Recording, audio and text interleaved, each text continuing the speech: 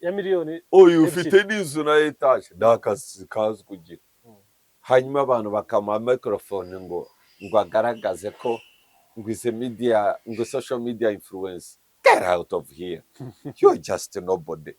Ndabagutumira bakwiye kubitwa ibiboko. Sizongera kubona abantu nk'abariya mu biro by'umukuru w'igihugu. Sizongera. And the person who invites this is Queens mu biro by'umukuru w'igihugu, they should be fired immediately. Nta gihugu kitagira indaya, okay? So you people relax. Ndagira ngo ngiye tujye kuri gahunda ya Mice. N'icyaka wongeye kuba yarakoze. Ntabwo ari mbi. Mu kumotivatinga. Ntabwo ari mbi ariko habaho. Ntabwo ari yikuremamo character y'uburaya. Nta nubwo ari yikuremamo ibiyobyabwenge. Nta nubwo ari yikuremamo gahunda yo kwirongoza icupa. Ushobora kwisanga muri business wowe utabaye business, birashoboka. Ushobora kwisanga muri business wowe utabaye business. Yego byashoboka cyane rwose. Kuki zo wemera umubiri wawe kugira business? Baguhaye amafaranga, baguhaye inzu, ugize a good career muri music, ariko kibura bagitoboye. So wowe uri muntu ki? Ubundi se urashaka gutera imbere kugira ngo habe iki? Wowe uri bwo kwiyica. Ni warongora n'umugore, ni wabyara kuko ikibura baragitoboye n'ugifite ubushobozi bwo kurongora. Uri ikintu bishimishiriza kuko ngo birimo amafaranga, ngo abazungu b'abasaza baraza. Umuntu w'imico mibi araza akayigusohorezaho in exchange of money. Waraza ukicara ukabwagura umuntu. Get out of here. Warangiza ukaza kuri microphone ukambaza agiye akaba ariyo bashyiraho all the blame. Wicaye aho your birthday yuzuyemo nobodies. Hari abantu bakubye ariko meze nk'aho ndi njyenyine. Mukabaha agaciro, reka mukabaha n'intebe, mukabaha n'ijambo. Aho niho nashaka ko dukomoza. Shemo tuyishyira kuri bano bantu. Urugwiro rukana n'abahamagara ngo da social media influencers. Indaya. Butwi.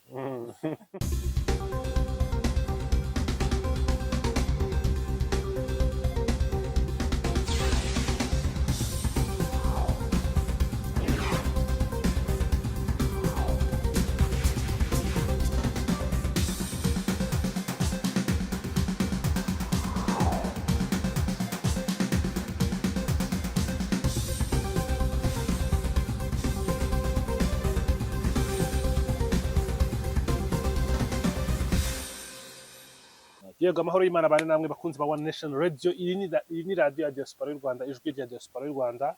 Turi hano ku gicamunsi cyiza cyane rwose kirimo umutuzo n'amafu, aho turi kumwe na Bob Mugabe n'umusesenguzi tubana hano kuri One Nation Radio. Mugabe, Bob, wirirwanye Rurema Zimba, uri amahoro?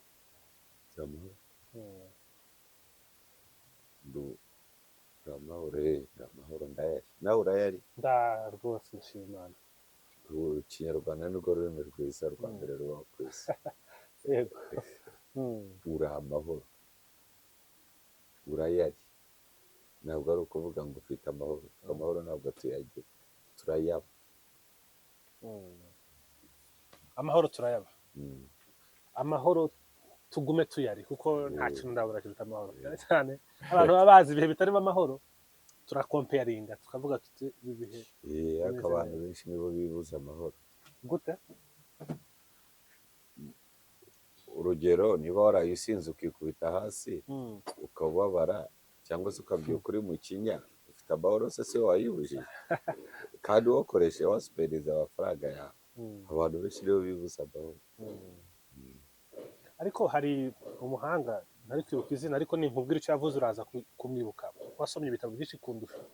Yaravuze ngo ibihe bikomeye birema abantu bakomeye. Abantu bakomeye bagakuraho ibihe bikomeye, noneho ibihe bikomeye bikarema abantu bafite intege zitari nyinshi, b'abantu bamadigadiga bakongera bakagarura ibihe bikomeye.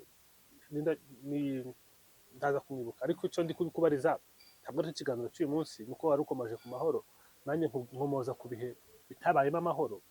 Ubona ari iki cyakorwa kugira ngo abantu bakomeye tibakureho ibihe bikomeye, none ibihe n'ibihe by'amahoro ntibirema abantu bari soft?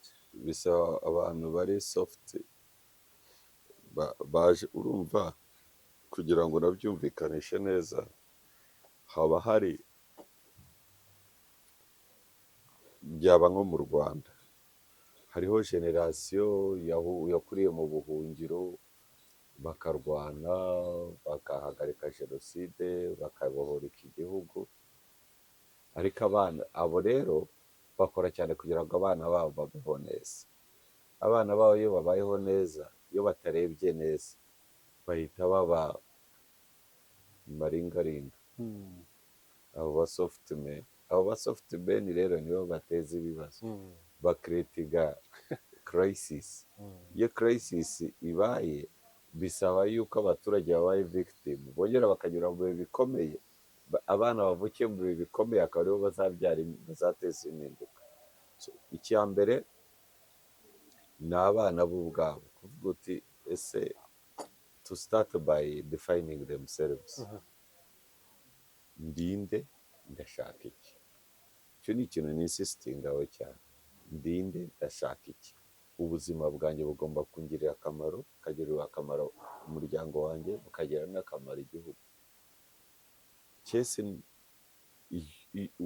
Jye numva n'ukuntu ibyo bintu byakagombye kuba bigoye. Urinde, wemera iki, ugashaka iki? Ugomba kubaho kandi icya kabiri, ibyo bibazo wamara kubisubiza, ugomba kubaho ubuzima bufitiye akamaro, ukakagira umuryango wawe, ukakagira n'igihugu. Ibyo bintu bikemura ibibazo byinshi, kandi abantu bakarekeraho kwirebaho, bakareba inyungu rusange. That's why I'm still here. Ibi bintu hari ibintu byabasitinze mu cyumweru gishize, ntabwo turi bubitindeho, ariko ndibuka ko ari wigeze kubituganirizaho. Piro urabyibuka tubwira ku bantu b'urubyiruko banyurwa no kujya ku mbuga nkoranyambaga bakambara ubusa. Yego, u Rwanda n'igihugu cyanyuze mu bihe bikomeye, urabivuze, hari abantu bakuriye mu buhunzi baraza bakuraho ibihe bikomeye, ariko turi kubona yego hari abana bari kuva muri uwo muryango bakomeye ku buryo bavuga ko banakorera mu ngata abakuye ibyo bihe bikomeye, ariko hari n'abandi turi kubona bari mu biyobyabwenge. Abana b'abakobwa ntatuzibagira, batewe ishema no kuvuga ko batunzwe no kwicuruza. Turabona abana b'abakobwa bifotoza bagashyira ubwambure bwabo ku mbuga nkoranyambaga. Iyi generasiyo, ariko icyo ni ikibazo cy'imiryango baturukamo. icyo ndi kuvuga, iyi generasiyo urabona ihagaze ite mu kuba yakorera mu ngata abakuyeho ibihe bikomeye ko bari kubyina bavamo? Iyi generasiyo ifite ikibazo, ariko ifite n'igisubizo. Ifite abo ngabo bavugaga bakora ayo mahame, ngo bafite abasore n'inkumi, buri mwaka babahereza akarasisi, babereka ko badashaka kwirebaho, bashaka kureba inyungu z'igihugu. Bashaka bambara inifomu y'ubururu n'indi y'amabara arimo icyatsi kibisi, bagasohoka kuri kadete zitandukanye, yaba iya polisi, yaba iy'ingabo. Bemera amasaha abandi baba baryamye, bo bakaba bari hanze baducungira umutekano, bacunga imbibi z'u Rwanda, barwanira kubaho kwacu no kubaho neza. Abo rero natwe dusinzira tukaryama tukinanura, wabyuka saa 3, wabyuka saa 5, tujye tubatekereza. Abo ngabo barama icyizere cy'ejo hazaza, kandi urugero rurava hasi rukagera hejuru mu bushorishori bw'ibyo mvuze. Hari urugero rw'abana benshi cyane baturuka mu miryango ibayeho nk'abandi bose, ariko bakemera ntibirebeho, ntibarebe no ku miryango yabo, bakareba inyungu z'igihugu, akitangira igihugu. Uwo muntu ni intwari. Ukabona umuhungu wa perezida, ibyo arimo byose afite everything, ko yarangiza ati jyewe nabaye umusirikare nta cyazi, akaba umusirikare. Usize uko wigeze, nuko ndi bumuvuga uko mugira tayito kandi nabishaka. Mu kurahira kwa perezida asize ikintu utabonye. Famiye ya perezida yagombaga guhagarara igasezera abashyitsi. Ayani yari yibereye hasi mu kazi, bararamubwira, we yanga kuva ahari, kugeza abakuru, umuyobozi mukuru avuga ati genda. Ariko ndibuka umuntu yanakoze mu ntoki n'iki, uriya musaza wa South Sudan, nuko nawe aba yirwariye Salva Kiir kubona aya hari ni n'undi w'ibigango wo muri Conakry Doumbia dumbi ariko ubona aya ni ntabwo aba ari muri ibyo bintu bya politike na protokole no kwibuka ko ari umwana wa perezida ni umusirikare. Ubu rero kuri jyewe ndamushimira. Hari n'abana b'abakobwa n'abasore barangije segonderi bakajya kuri kadeti bakiga amasomo yabo barangiza, abandi ntibajya no kuri kadeti bajya kuri infantry training center ya Gabiro bariga igisirikare, n'ubu bari Nyungwe imvura irabanyagira.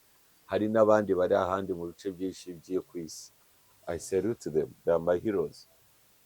Ikintu cyo kutirebaho, urabona unyoko muntu dukunda comfort cyane. You get my point? Dukunda comfort, twese dushaka kubaho neza. Ni iki nabo bavuga ngo babuze akazi n'ibiki ngo bagahitamo kwicuruza, ni amahitamo yabo. Hariho abahisemo ukundi, nibirebaho, nibareba imiryango yabo, bareba inyungu z'igihugu. Ndabizi ko bahembwa amafaranga ari aho ngaho, ariko ayo mafaranga si yababesheje mu kazi barimo. Bashoboraga nabo gushakisha inzira zishaka utuzi bicuruza, cyangwa se bakajya, numvise twita utuzi nanjye ariko niyo mbi, bagashaka akazi byakwanga. ntabwo naba nkora akazi n'umuntu wicuruza ngo nawe akora akazi nuko ushaka ukuntu tubipfobye. Ariko icyo nshaka kuvuga, biriya byose ubona ni amahitamo. Njye ntabwo nemera ko umuntu ajya mu biyobyabwenge kubera kubura akazi, ntabwo umuntu ajya kwicuruza kubera kubura akazi, ntabwo umuntu ashyira ubwambure bwe ku mbuga nkoranyambaga kubera akazi. Hari n'abasezera akazi bakajya muri biriya, ibyo ni ukuri. Ayo ni amahitamo. Ariko muri iki kinyejana, this generation, I support them. Harimo abahisemo neza, abo ngabo ndabubaha, ndabakunda. Yewe nubona nabo nanyuze kuba traffic police, nzahara imvura yari itangiye kugwa, ndahagarara, bari mu mvura, ndababwira akazi mukora ni akazi keza, mwumve ko mbashimiye. Nubwo ntari kubaha amafaranga make mfite, ariko mwabyita ruswa. Ibyo ngibyo sinshaka kubijyamo. Mwebwe mumenye ko ndabubaha. Iyi mvura murimo kubera twebwe, kugira ngo traffic igende neza, tugende mu mahoro. Nubwo imvura igwa, ntihabe ambutiyaje, ibiki, habeho order. Ndabubaha abasirikare, abapolisi, abantu bose bitangira iki gihugu, ndabashimira, ndabubaha. Ntabwo sinshaka yuko wumva ko generasiyo yose ari bariya bambaye ubusa, ari bariya bicuruza, ari bariya banywa imogi, banywa n'ibindi biyobyabwenge. bivuze ngo hari n'abandi kandi beza, ariko kandi b'imfura. danjirimo nuko urugero rubi. Nk'ubushize nanyuze Nyungwe, mbona abakobwa 3 bafashe amajerekani bajya kuvoma, beza.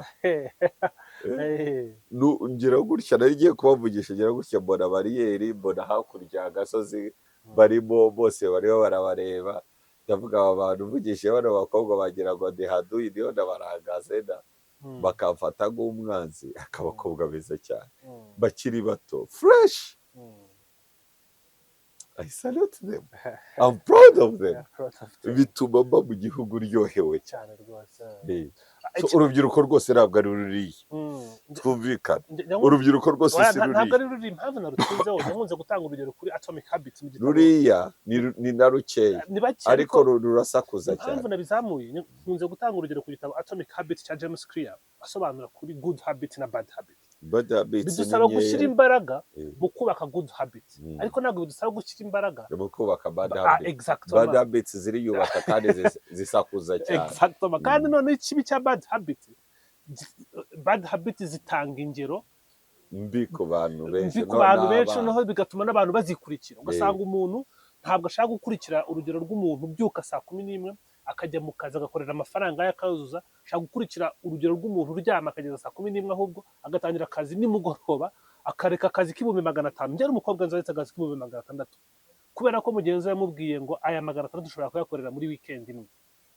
Wow. uri kumva icyo kintu Eh. uri kumva bad habits ukuntu igira influence kuruta kubyuka saa 11 ugahagarara na bayicara ukajya epfo ukajya ruguru ugatega uno akakubwira ati njyewe nakwereka uburyo wakorera 600 mu ijoro Wow. turaza kubigenza gute kugira ngo izi bad habits iyi mico mibi ikwira cyane itaza kurusha imbaraga imico myiza izo ngero zuri gutanga z'abantu bahari bemera bakavuga bati no twebwe turahagarara ku ndangagaciro zacu twebwe turaba inyangamugayo tubone clean money kandi tubeho ariko ntabwo wakora expecting ko abantu bose baba abanyabwenge nawe ngo nta kuri waba urimo umukuru w'igihugu aravuze ngo abantu benshi bambara ubusa bariya ngo akenshi umutwe wabo niho ubusa buba buri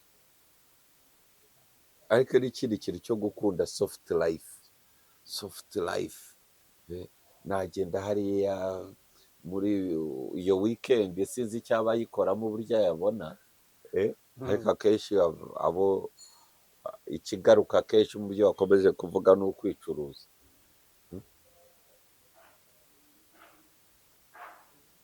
ushobora no kubikora ukayabona wicuruza ariko do you know ako kazi ukora okay ibyo bintu ukora ukabonamo ayo mafaranga menshi ukaba ufite ubuzima bwo kuryama do you know how it is the person it is creating in you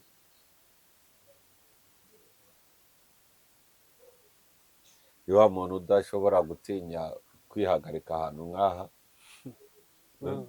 ni wa muntu ushyiramo icupa rimwe akiyambura ubusa ni wa muntu wirongoza amacupa y'inzoga mu nywa uhagarariye abo ndimwo kubwira uremero byawe byishyireho kuko abo mbwira ntabwo mbabona mbonaho so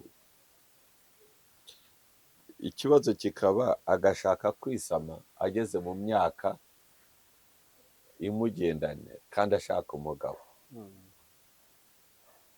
arashaka gutuza ariko nyamara umuntu yabaye we ntabwo ari umuntu ugishobora gutuza niyo umushatse sijya gusa nta muntu ujya nkubwira wamushatse nk'uwo nguwo umugabo yajya ahaguruka agiye ku kazi saa 2 undi nawe saa 3 agahaguruka ajya ku airport Dubai yaba atagiye Dubai akajya Lagos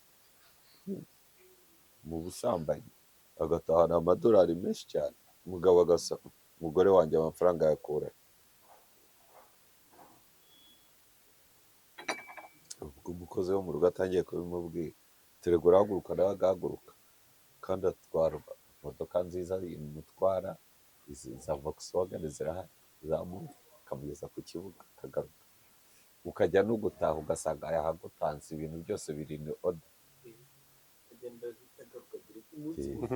cyane agenda ahita agaruka ibyo atasoje uwo munsi ejo akazongera agafata indege akajya kubisoza umugabo nawe bati mfite umugore kwe akarujya ahanini nawe baba barahuriye muri uwo murongo rwose byarangiye batandukanye aho bahuriye simbazi sinshaka no kumucira urubanza hako bariya abakobwa ari beza kandi baturuka mu miryango myiza none se wava umuntu yakurangira umugeni mu muryango wo kwa Mugabe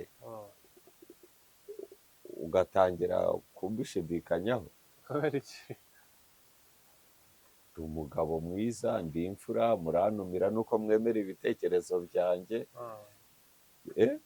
n'abantu benshi babikurikira kuko babyemera ariko ntabwo bivuze yuko umukobwa nzabyara mufiteho control uburyo natuma rega biregesha imyaka 18 ntabwo tukwiye kurekeraho to blame the families bigeje imyaka 18 ukajya mu busireyi ntabwo ari ikibazo cya famille nawe uri ikigori ubuse bazakorera kugeza ryari of course aho kugeza ku myaka 18 ufite mindset yo kujya mu busireyi ubwo twana questioninga uburere wahawe muri iyo myaka 18 nubwiye umuntu bakuye mu kazi k'imyaka 10 k'ibihumbi 600 yego rwose none se uwo muntu bagakoye niba ari baramureze neza akageza n'aho afata akazi akiga neza akageza n'aho afata akazi ariko bad influence kamujyamo ubugoryi n'ubwara wese iyo abasore beza bafite etaje bahari bafite n'imodoka n'amarengero, Mm. ariko wakurikirana uko babayeho, abenshi ni abatinganyi, abandi bacuruza Exactly. ibiyobyabwenge. Mm. Eh, none se urashaka ariko twe gukira dukomora usike dukome n'ingasire hari n'abasore babayeho ubuzima bwa- nanjye kuvuga bwa kibwa ariko reka mbureke babayeho ubuzima bashaka ibintu nyine bimeze nk'uko akifuza guhabwa akajya mu ushaka umuntu nawe umuha amafaranga. none se ni hariho abasore beza birirwa hariya ngo bakora akazi ko kumupfubuza, bakamugurira n'imodoka, bakamutunga, bakamukodeshereza n'inzu, akumva ari proud. akazi ari ako, Mm. wo kumva ari akazi, bakamukodeshereza good apartment, Mm. akajya mu mahoteli ateye ubwoba yo gupfubura abagore b'abagabo bafite akazi kenshi nk'abo. Mm.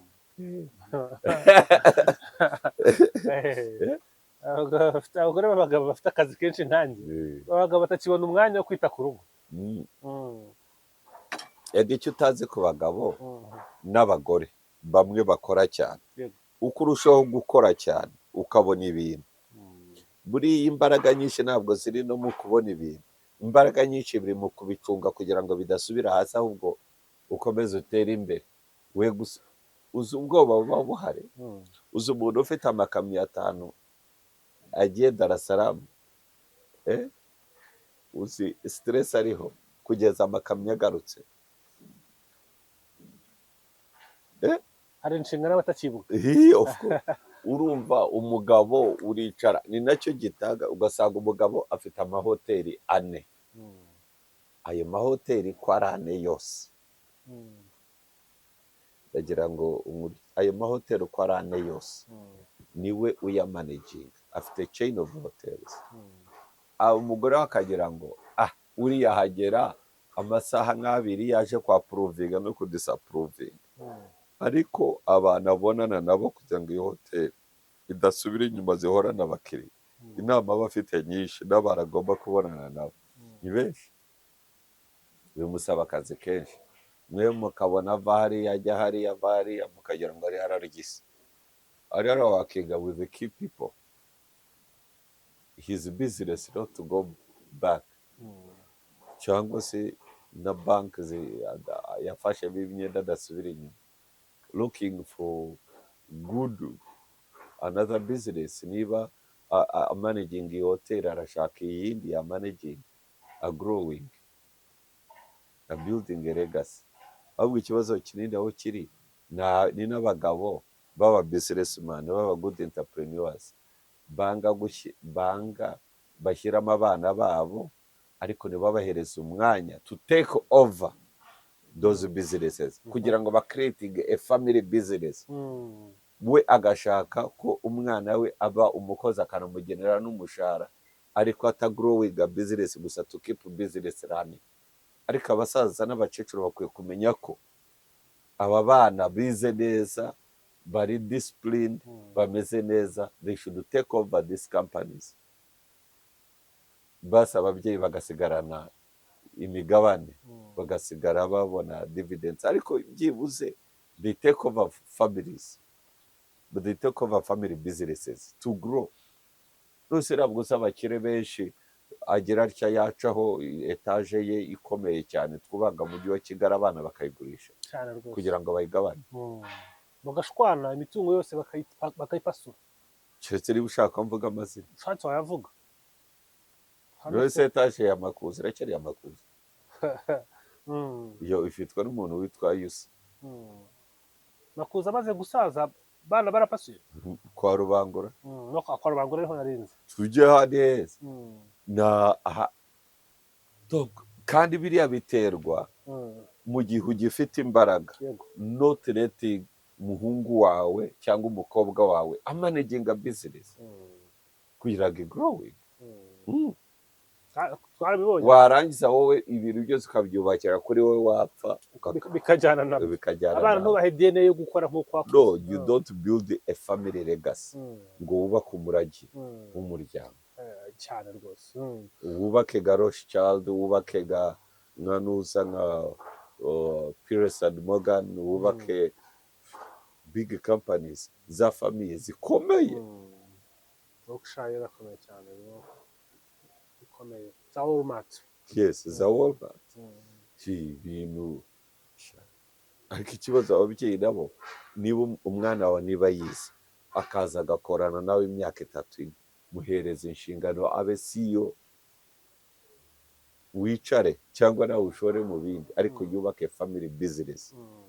cyane rwose. Ufata umwana wawe afungure afungure branch ya company yawe, ayihagararire Musanze, undi wa kabiri ayihagararire Nyagatare.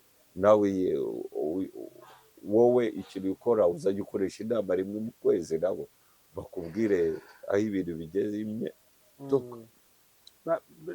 Ikintu cya nyuma nakubaza kuri iki kintu twatangiye, n'inama ibere mu rugo iwawe, n'inama ibere mu rugo, ariko nteka ko munasangire mbere yo kugira ngo umugabo azane blame ngo abana banze kujya muri business ye, nteka ko nawe akwiriye kwitunga urutoki kuko n'inshingano ze gushyira DNA mu bana no gukomereza muri uwo murongo. My argument is ababyeyi batareka abana ngo bamurekurire business.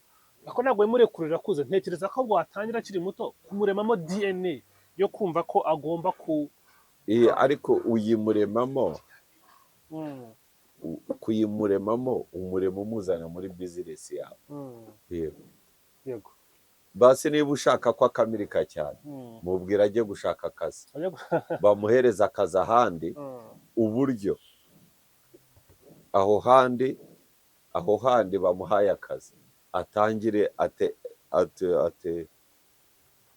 an intermediate post, agera abahereza raporo, agera abamubaza, agere n'abamutura umushiha, abanza akamirike ni amasomo, hanyuma uzamuzane muri business yawe, ugenda umuzamura kugeza abaye CEO, uhereza ayiyobora. Ikintu nashaka kukubaza kuri bya bindi twahereyeho by'abantu n'indangagaciro, naho n'amakosa yakozwe ngo abantu bisange bageze ahantu hari abantu baganira cyane ku birebana no kuba harabayemo ikibazo kijyanye n'aba bakobwa kwiyumva ko bakwiriye gukora ubuzima nk'ubwo bakora, bakabihuza na MICE. MICE ni initiative y'u Rwanda yo kuba hub yo kwakira ibikorwa bitandukanye, inama, ama conferences, ama exhibition, ama incentives, n'ibintu bikurura abanyamahanga kuba baza mu Rwanda. Rero bakavuga bati nubwo ari ukuri kutavugwa, bakavuga ko abantu baje baba bagomba kugira abantu babona kandi baza bafite amafaranga. Noneho wanabona no mu mahoteli abana b'abakobwa bashobora kuza bakicara ahantu. So what's your point? My point is, byashoboka ko ibintu byabaye motivated na gahunda ya MICE itumira abanyamahanga kuza mu Rwanda, abakobwa bakumva ko kugira ngo serivisi itangwe neza 100% nuko batanga n'imibiri yabo, hospitality yuzure, nuko umuntu waje uzasabwa kugaruka azararana n'umwana w'umukobwa. Ikibazo cyawe ni kirekire, nta gihugu kitagira indaya. Okay, so you people relax. Ndagira ngo ngiye tujye kuri gahunda ya MICE, n'iki cyakagombye kuba yarakoze mu kumotivatinga, ntabwo ari imbe ariko ntabwo ari yikuremamo character y'uburaya, nta nubwo ari yikuremamo ibiyobyabwenge, nta nubwo ari yikuremamo gahunda yo kwirongoza icupa. Yego. Ushobora kwisanga muri business wowe utabaye business, birashoboka. Ushobora kwisanga muri business wowe utabaye business. Yego, byashoboka cyane rwose. Kuki zo wemera umubiri wawe kugira business?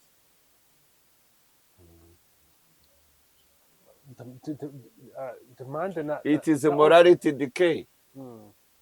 Morality decay. Morality decay. There is a lack of morals. Nta ndangagaciro zihari. Unuzifite akabona ayo mafaranga. By the way, amafaranga atunga umuntu. Urabona, uku ni ukuboko kwanjye, uku ni ukuguru kwanjye, iyi ni inda yanjye, iki ni igituza cyanjye, jyewe ndinde. Niho bihera. Thank you.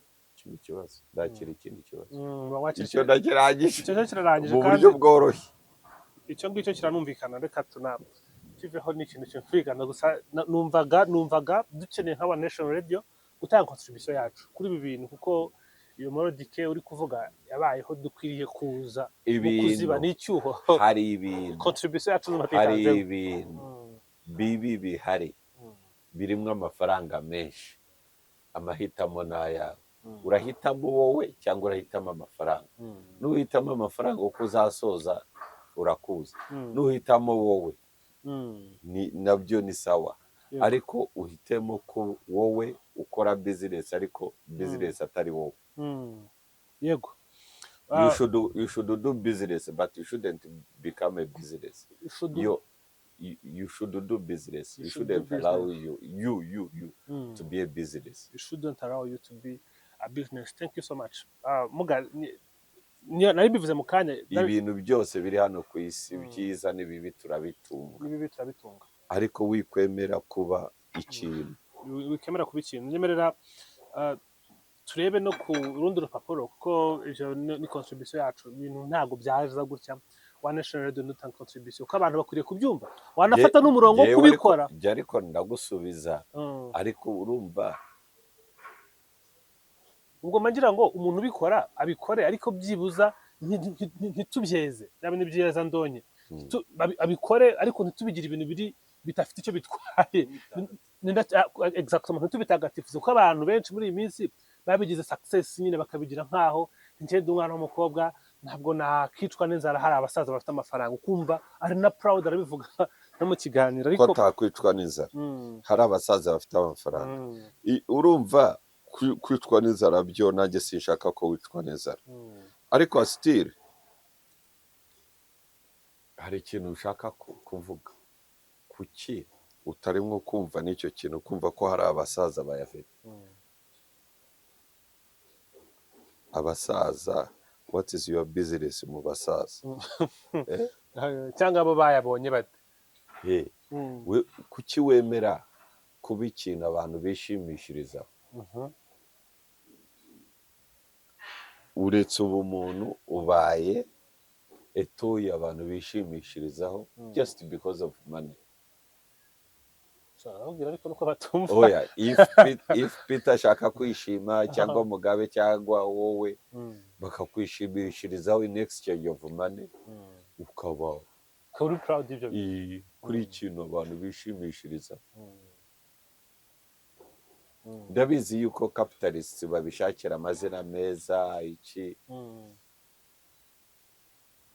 Niba niyo gahunda y'amahisi wavugaga babishimiye, ubwo ntibabishyire mu itegeko, babone ibibaranga, bahabwe personalite legale, bashigera business zihari z'uburaya, babashyirireho n'amakioski yabo nk'uko i Burayi bigenda. Ariko niba leta itabishyigikiye, bado sirekeza ko leta ibishyigikiye, ariko still agakwiye kujyaho umuntu ku giti cye, kuki ushaka kuba ikintu bishimishiriza. Uje wese who wants to, akaba ari wowe yabikorera in exchange of money. Ubwo se wowe n'ayo mafaranga ufite ninde urusha undi agaciro? Ibaze no kuba muri iyo kategori, umuntu wese ukeneye kwishima avuga ati nta nimero ufite z'umuntu nakwishimishirizaho, umuntu agatekereza akaga kuri wowe, bakaguhamagara ukaza baguhamagara ngo bakwishimishirize. Uri ubwo oya wumva ziri mu ruki. Hari ikintu cy'abantu badatinya kumwara, badatinya gukorwa n'isoni muri bya bibwaro byabo, ahubwo bakabidefanda n'igifaransa cyiza n'icyongereza cyiza. Umubiri we akawuhindura, agashyiraho amafaranga menshi kugira ngo ase neza, kugira ngo yitunganye abe igikoresho cyo kwishimishirizaho. Igisebo ntabwo ari ikintu umuntu akwiriye kwikomaga. Ntabwo yakagombye no kwicara mu bantu ngo mbayeho ntabwo yakagombye no kwicara mu bantu ngo unavuge kwanza mu bantu bari seriye, ntabwo bagakwiye no gufata ijambo banicaye no mu misango nk'iy'ubukwe. Wakagombye kuba wicaye inyuma ya tente. Thank you. Ariko ukabona umukobwa wawe wo wareze neza, nizo nshuti afite, Kuri birthday nibo bashyashyanye bazanye n'indabo bazanye mu mamodoka meza ukavuga ngo ngo afite inshuti nziza ariko ntuzi n'icyo inshuti icyo zikora si abantu ni ibintu bishimishiriza si abantu ni ibintu bishimishiriza ukemera kugira ngo uve mu bukene bagutobora ubwoya ukazageza aho wambara pampa uri umuntu w'umusore ukajya ku mbuga nkoranyambaga ugafata ijambo nta soni ngo abantu bakabashukisha kuki bagushukisha amafaranga ukamera nka za mbwa ziryana bashukisha amagufa baguhaye amafaranga baguhaye inzu ugize good career muri music ariko kibuno bagitoboye wowe uri mu ntoki ubundi se urashaka gutera imbere kugira ngo habe iki wowe uri bwo kwiyica ntiwarongora n'umugore ntiwabyara kuko ikibuno baragitoboye ntugifite ubushobozi bwo kurongora uri ikintu bishimishiriza kuko ngo birimo amafaranga ngo abazungu b'abasaza baraza umuntu w'imico mibi araza akayigusohorezaho next year mvumane waraza ukicara ukavuga ngo uri umuntu get out of here man ntacyo uri cyo nta n'ubwo uzi uwo uri we uri umuntu w'umusore niba utari kumwe na Jeanne uri kumwe na Janine niba utari kumwe na Janine uri kumwe na Jovia niba utari kumwe na Jovia actually abasireyi benshi bagira utuzina twiza niyo afite amazina meza mabi arayahindura akayagira ngo mbabwe nimubabona ku mbuga nkoranyambaga bakayahindura kugira ngo asawundinge neza get out of here you get out of here nta kintu uri cyo burangura beshya just nonsense bunch of BS ngaho guzura bishya ubaye ubuzima miserable kuri muri etage urasa neza ngo njye yitanga fraga yanjye ngo isinza rubona ngo kuzishyiraho kuri 600 wayabonye utese you are 23 which kind of legal business do you, which kind of career do you have? You are just a nobody, just a full of shame. You are supposed to be sitting out of ukava no mu bantu ukaba marginalized ariko cyo nibaza ko shame warangiza wowe wajya gukora anniversary yawe akaba ari bubona abakozi iruhande warangiza ukaza kuri microphone ukambaza agiye akaba ariyo bashyiraho all the blame wicaye aho your birthday yuzuyemo nobodies hari abantu bakubye ariko meze nkaho ndi njyenyine mukabaha agaciro reka mukabaha n'intebe mukabaha n'ijambo aho niho nashaka ko dukomoza shemo tuyishyira kuri bano bantu urugwiro rukana n'abahamagara ngo the social media influencers indaya butwi kazihana microphone do you understand what you are doing uri uraduza the highest office of the land sanamo indaya butwi urazigira ngo ni social media influencers soni erego ukabahereza ngo bavuge ijambo n'umukuru w'igihugu so if you like them legalize them if you getting your point I was lost ariko nago follow finally I'm getting you jendiriye either urabashyigikiye cyangwa ntubashyigikiye witubwira ngo ntubashyigikiye waraza ukabatumira guhura n'umukuru w'igihugu ngo ni social media influencers be influencing it which type of business do they have which type of business empires do they have are they good examples of entrepreneurs uburyo bahuza n'umukuru w'igihugu that is what I said ibintu birakorwa bikezwa abantu bakabifata nk'aho ari uburyo bwemewe ariko se urabazanira umukuru w'igihugu ngo the social life influencers ngo the society influencers ngo social media influencers mwarangiza umukuru w'igihugu akabakondana aba ari uruhande rw'umukuru w'igihugu mwemera iki n'iki mutemera ndabizi akaga kari kuri bwibandeho mu kiganiro cyawe kugira ngo kigire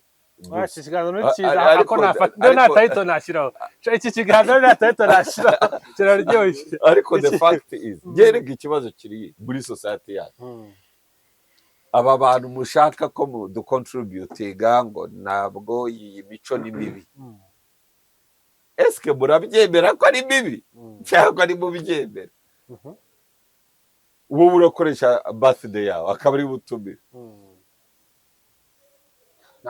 aho niho mubariza kuki ishema ijya kuri abo bana b'abakobwa bahisemo kuba ibikoresho ariko kuki muvuga abakobwa gusa se n'abahungu barimo n'abahungu n'abo basaza bo batoboye njye ndagira ngo n'abo basaza b'imburamumaro umusaza w'imburamumaro ufite ayo mafaranga amafaranga ariko we arashaka kwishimisha we nta breme wese njyewe ntabwo breme arashaka kwishimishiriza afite abantu bemeye kuba ibikoresho byo kwishimishirizwa niba bashaka amafaranga arayafite kandi bafite imyaka y'ubukuru by'ikibazo aho kiri ni iki mwebwe ga society y'u Rwanda murabishyigikiye mushyigikiye uburaya n'ubwomanzi cyangwa nabyo mushyigikiye niba mutabishyigikiye mubikoraho iki niba mutabishyigikiye mwe kubashyira imbere mubaha akato abo bantu bakiriya babo babakomezanye nabo don't bring ngo muri birthday ya my girlfriend mukazanamo ngo abasire bamuririmbira say yes say yes to what ku buzima bw'abananiye umuntu ni akazi kazwi ugira ufite iPhone 16 ya miliyoni oya ufite n'inzu na etaje ni akazi kazwi ugira hanyuma abantu bakamuha microphone ngo agaragaze ko ngo izi media ngo social media influence get out of here you are just nobody ndabagutumira bakwiye kubitwa ibiboko sizongera kubona abantu nka bariya mu biro by'umukuru w'igihugu sizongera and the person who invites this is like queens mu biro by'umukuru w'igihugu they should be fired immediately bariho baranduza igihugu ubuse your sister nababona hari umukuru w'igihugu yaba yatumiye ngo ni social media influencers umwana akabana mushiki wawe nazumva ko na yare business opportunity kandi ushobora ko nababona atajya kubashaka icyo amenya ibyo bakora avuga ati impamvu bageze hariya nuko bakoze ibingibi following their footsteps ndabizi yuko ubwo bashaka kuvuga bati Mugabe yatwibasiye bati iki noneho ubwo mvuzemo n'ibiro by'umukuru w'igihugu ubwo bifashe political connotation namwe murabisakurisha kugira ngo mubone views nabivuze ariko tumaze isaha tuvuga ibintu byinshi bitari ibyo gusa yego ako bikaze ariko abantu you have to say said what I say abantu bagomba kuba kuri jyewe they are nobodies wakomeje ku kindi kintu ndashaka kukikubaza Joe Trump ariko n'indirimbo barayihibye abahanzi buriya ndabakunda cyane ntabwo uzi indirimbo yaririmbwe nibwo nabwiye cyangwa n'abandi vuga turabimenya avuga ngo batekereza ko baturusha understanding kuko baturusha money making akavuga ngo yashyize ngo punini ku isoko yashyize punani ku isoko ry'imigabane si bavuga abo bahazi bitwa abandi bulldog indirimbo bayita puta se bivuze mu Spanish oya puta it is a Spanish word for a person bishimishirizaho a sex toy exactly yego jewe ikintu narabitekerezaho urumva abahanzi bariho barabikubwira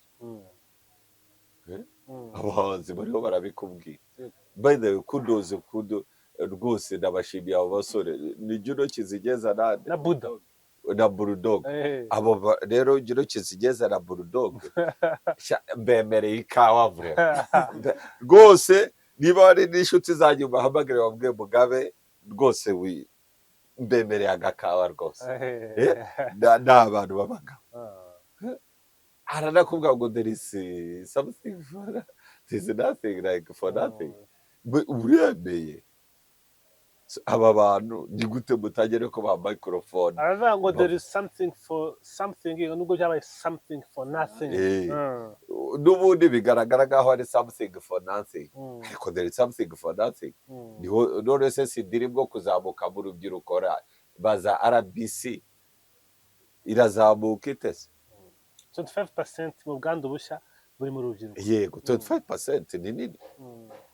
None uragira ngo irazamuke, murafata abasireye kwiri mukabahereza indaya butwi mukazihereza microphone mugashaka no kugira nta n'umuntu tukabaha ijambo muri sosiyete nyarwanda, nta n'umuntu mugakoresha ijambo Slay Queen akora akazi kiri umusireye Queen kuko ari ijambo riryo n'amakampani akomeye akabifashisha mu kwamamaza ngo babe brand ambassadors. Mwarangiza ngo ni mubishaka, ahubwo banyarwanda muri indaya nimushaka kubyemera muri indyari. none iyo ngo nushaka muyigire tayi, abanyarwanda ni indaya ntibashaka kubyemera, ni indyarya zibeshya ko zitabyemera zibyemera. mufite companies murabagira brand ambassadors, murabatumira mu biro by'umukuru w'igihugu ngo na social media influence ari indaya butwi. umuntu utabihakana w'umusireye Queen ajye kuri kamera atubwire Slay Queen ni kazi ki, which profession is that, which career is that. baratumiza ama press conference akazi ibitangazamakuru miliyoni ibitangazamakuru you medias you ndabashinja guteza imbere uburayi. ubundi Slay Queen muhereza ijambo ni bantu ki? niba mudashyigikiye uburayi mukora iki? mwese muri indaya murabeshya muri iryarya. yego nose wumva mvuga ngo na breminga leta ngo leta nayibureminga, bamwe bimwe iragaragara ko utabishaka ariko baraza bakabatumira ngo they are brand ambassadors, double standards. ngo bariya ngo afite abantu benshi ngo baribo tumuhereza ngo agire, nabo bakanabashuka bakagenda bagahamagara abantu bakeya na media nk'izi zanyu bakajya kuremera umupfakazi umwe cyangwa icika jenoside bakamwifotoreza kugira ngo bagaragare ko ari ingirakamaro. Indaya nta n'umuntu zikwiye kubakira, ntibahari, ni ibikoresho bishimishirizaho.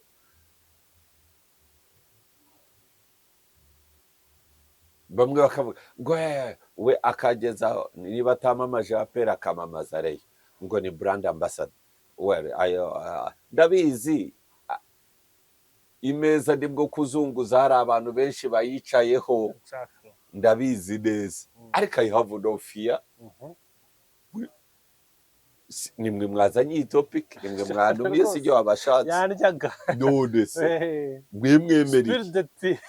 oya wowe wemera iki?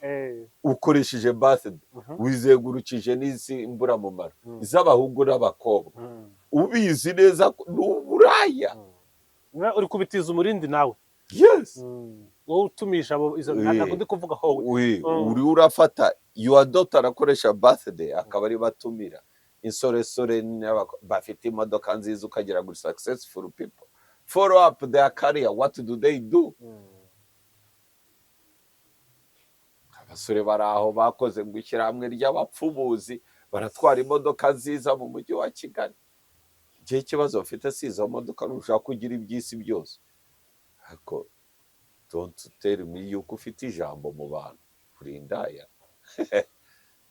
erega mwebwe nuko mwibasira abakobwa w'abahungu nizo ndayibutwa uburyo basambara no mu kibuga. uzi amago atandukana mu nkiko, icyo umucamanza yakurikirana icyo bapfuye ngo ntabwo amuhaka inyuma, ngo ntabwo yemera ko murongora mu kibuga. ubwo bugoryi mwabukuye.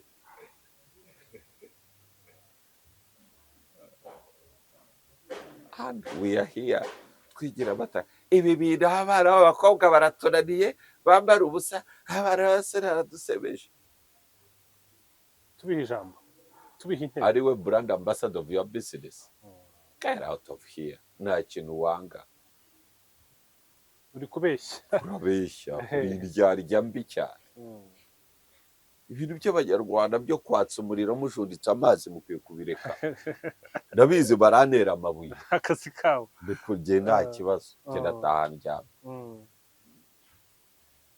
yego Ariko muhite banyarwanda na leta yacu nkunda, muhitemo kimwe, mushyigikiye uburayi n'ubwomanzi cyangwa ntabwo mushyigikiye?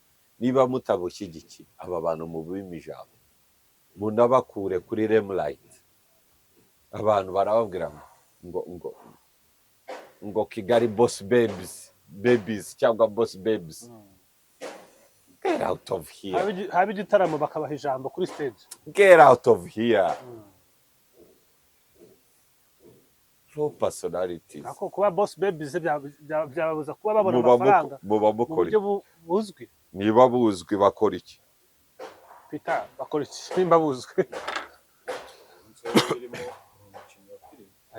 bayakuye muri sinema. Bande Pirani kambwira ni bangahe? Cyozi cyo barenze batanu.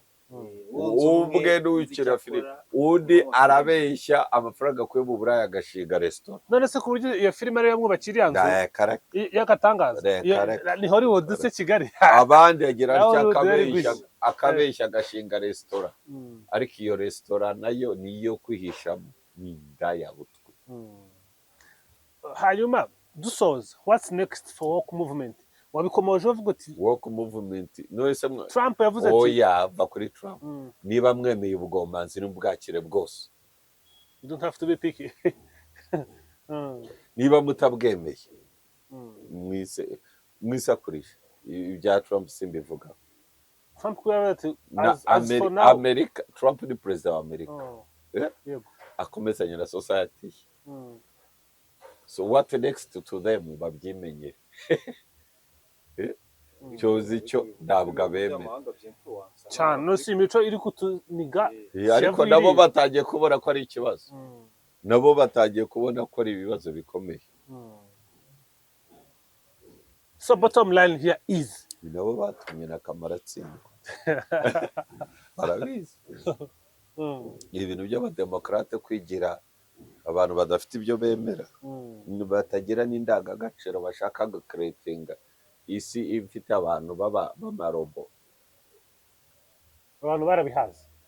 Ariko hari ikintu nabo bituruka bamaze kubona ko ari ubugoryi. Ibi bintu barabivuga bakabyita uburenganzira n'imiryango igakoma amashyi. Ariko Trump amaze kuvuga ko as for now hagiye kuba gender ebyiri, abagabo n'abagore. Abagabo beza n'abagore beza barahagutse bakoma amashyi. Ibi bintu ntabwo babyishimiye.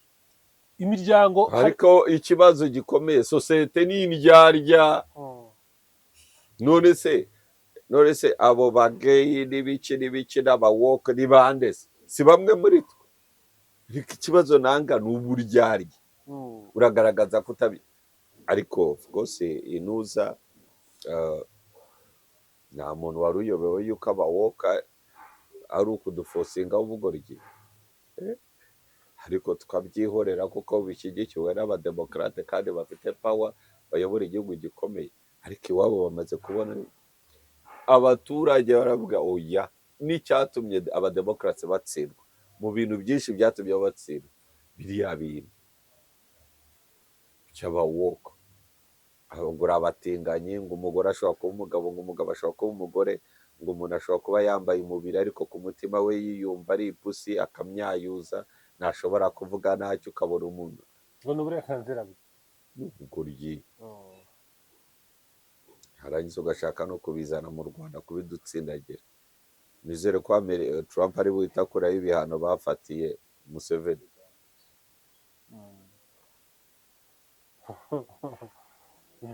Ariko bamaze kubona ko ari ikibazo. Erega biriya bintu ni ikibazo. Siko muri Amerika byigishwaga no mu ishuri.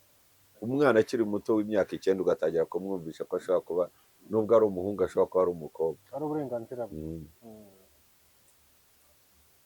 Kumuhamagara muri pronouns zitarize uramwofendinze, uramubabaje, ntabwo ubyemerewe.